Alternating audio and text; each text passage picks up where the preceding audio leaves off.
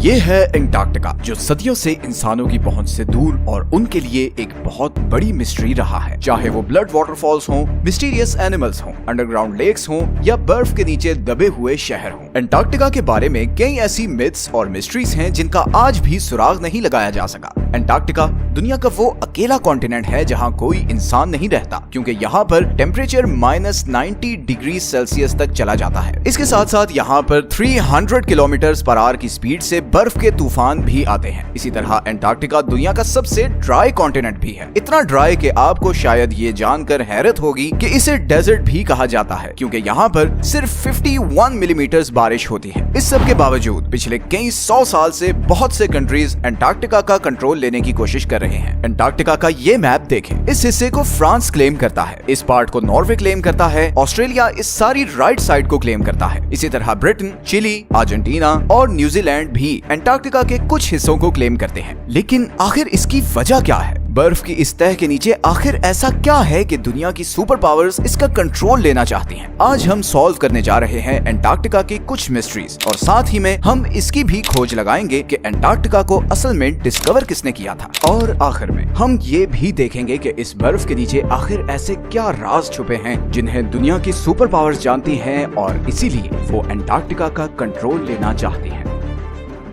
Antarctica किसने discover किया? Depends on who you are asking. Britishers कहते हैं कि एंटार्क्टिका उन्होंने डिस्कवर किया था, जबकि रशियंस कहते हैं कि सबसे पहले उन्होंने यहाँ कदम रखा था। लेकिन एंटार्क्टिका का जिक्र आज से कई हजार साल पहले ग्रीक फिलोसोफर एरिस्टोटल ने किया था, जब उसने कहा कि जमीन गोल है और नॉर्थ और साउथ पोल एक दूसरे के मिरर इमेजेस हैं। 2021 में रॉयल सोसाइटी ऑफ न्यूजीलैंड की एक स्टडी पब्लिश हुई, जिसमें ये कहा गया कि इधर ऑस्ट्रेलिया के पास पॉलिनेशियन आइलैंड्स पर रहने वाले माओरी लोग शायद पहले इंसान थे जो 7वीं सदी में एंटार्क्टिका पहुंचे थे, क्योंकि उनकी पुरानी कहानियों में एक ऐसे बर्फीले कॉन्टिनेंट का जिक्र मिलता है जो जमीन की सदर्न साइड पर है। खैर, रिकॉर्डेड हिस्ट्री में ब्रिटिश ऑफिसर जेम्स कुक वो पहला यूरोपियन था जो एंटार्क्टिक सर्कल क्रॉस करके इधर एंटार्क्टिका के पास पहुंचा। लेकिन वो अभी एंटार्क्टिका से 130 किलोमीटर दूर ही था कि उसने अपनी शिप वापस मोड़ ली, क्योंकि उसे एंटार्क्टिका तो नजर नहीं आया, मगर पानी में तैरते हुए आइसबर्ग्स जरूर नजर आए, और समुद्र के तेवर ऐसे थे कि शिप को आगे लेकर जाना बहुत खतरनाक था। इसीलिए जेम्स कुक ने कहा था कि इस सदर्न कॉन्टिनेंट तक पहुंचना इतना खतरनाक है कि शायद ही कभी कोई इंसान यहाँ तक आए। कैप्टन कुक के बाद और भी बहुत से लोगों ने एंटार्क्टिका डिस्कवर करने की कोशिश की, मगर वो कामयाब नहीं हो सके। फिर 19वीं सदी के आते ही इकोनॉमिक डोमिनेंस के लिए कंट्रीज के बीच एक कंपटीशन शुरू हो गया। दुनिया अब एक न्यू वर्ल्ड ऑर्डर की तरफ बढ़ रही थी। रिसोर्सेज और नए ट्रेड रूट्स डिस्कवर हो रहे थे, इंडस्ट्रीज लग रही थी। हर कंट्री आने वाली नई सदी में सुपर पावर बनना चाहता था, और इसीलिए एक्सप्लोरेशंस उरूज पर थी। ऐसे में 1819 में रशियन एम्पायर ने रशियन एक्सप्लोरर फेबियन वॉन बेलिंग्सहाउसन को ये टास्क दिया कि वो पूरी दुनिया के गिर्द चक्कर लगाए और नई कंट्रीज और कॉन्टिनेंट्स डिस्कवर करे। 1820 में फेबियन ने कैप्टन कुक की प्रेडिक्शन गलत साबित की और यहाँ सदर्न ओशन में पहुंचकर एंटार्क्टिका को बहुत करीब से देखा। गो के उसने एंटार्क्टिका पर कदम नहीं रखा था, मगर उसे मॉडर्न हिस्ट्री का वो पहला इंसान कहा जाता है जिसने एंटार्क्टिका को देखा था। फिर 1900 से 1920s के बीच बहुत से एक्सप्लोरर्स ने एंटार्क्टिका का रुख किया। British explorer Robert Falcon Scott 1911 में अपनी टीम के साथ एंटार्क्टिका पर उतरा और तकरीबन 400 माइल्स तक आगे गया, मगर फिर खराब मौसम और भूख की वजह से उसे वापस पलटना पड़ा। लेकिन वापसी का ये सफर बहुत ही भयानक साबित हुआ। स्कॉट और उसकी टीम सख्त सर्दी और बर्फानी तूफान में फंस गए और इन सब की मौत हो गई। फिर वर्ल्ड वॉर 1 के बाद बहुत सी कंट्रीज ने यहाँ अपनी टीम्स भेजी और इस कॉन्टिनेंट को क्लेम करने की कोशिश की। 1939 में हिटलर के कहने पर जर्मन एयरफोर्स ने यहाँ नाजी फ्लैग्स भी गिराए ताकि इस एरिया को नाजी जर्मनी के कंट्रोल में दिखा सके। वर्ल्ड वॉर 2 के बाद बहुत सी कंट्रीज ने यहाँ अपने रिसर्च स्टेशन सेटअप किए और यहीं से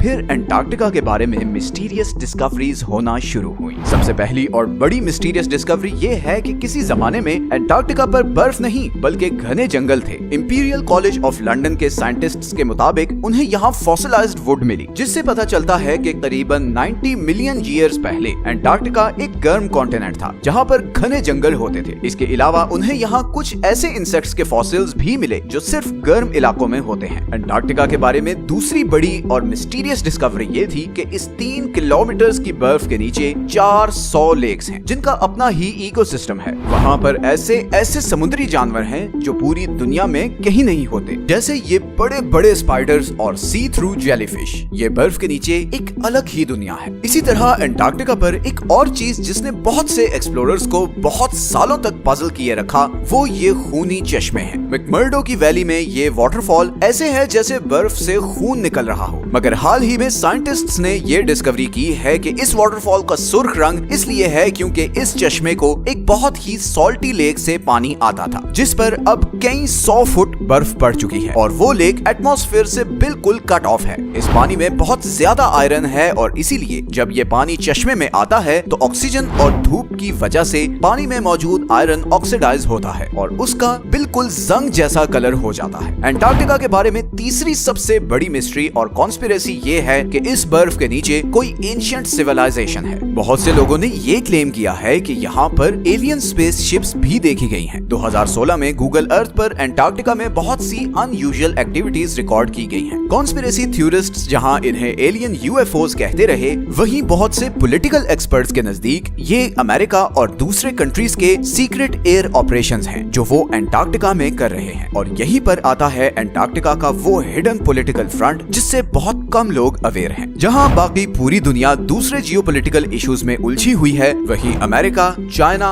और सोवियत यूनियन अग्रेसिवली अंटार्कटिका पर एक्सपेडिशंस भेज रहे हैं। इनफैक्ट चाइना ने तो वहां अपने मल्टीपल रिसर्च स्टेशन सेटअप किए हैं। 1959 की अंटार्कटिक ट्रीटी के मुताबिक कोई भी कंट्री अंटार्कटिका में साइंटिफिक इन्वेस्टिगेशंस कर सकता है, बस उसे इन स्टडीज का रिजल्ट सब कंट्रीज के साथ शेयर करना होंगे। 1992 में यूएस जियोलॉजिकल डिपार्टमेंट के सर्वे में ये डिस्कवरी सामने आई कि अंटार्कटिका में 500 बिलियन बैरल्स के नेचुरल गैस और ऑयल के रिजर्व्स हैं, लेकिन चाइना और ये दूसरे कंट्रीज इस ऑयल और गैस के लिए अंटार्कटिका में इंटरेस्टेड नहीं है। बल्कि हाल ही में अंटार्कटिका में बहुत ही बड़ी क्वांटिटी में नियोडिमियम, प्रेजियोडिमियम, टर्बियम और डिस्प्रोजियम जैसे रेयर अर्थ मिनरल्स के रिजर्व्स डिस्कवर हुए हैं। ये वो मिनरल्स हैं जो सारी इलेक्ट्रॉनिक डिवाइसेस में यूज होते हैं और क्योंकि दुनिया का फोकस अब ऑयल और गैस से हटकर इलेक्ट्रॉनिक डिवाइसेस को पावर करने वाले एनर्जी रिसोर्सेज की तरफ जा रहा है, तो इन मिनरल्स की डिमांड ऑयल और गैस से भी ज्यादा है। इलेक्ट्रिक कार्स और आयन बैटरीज ही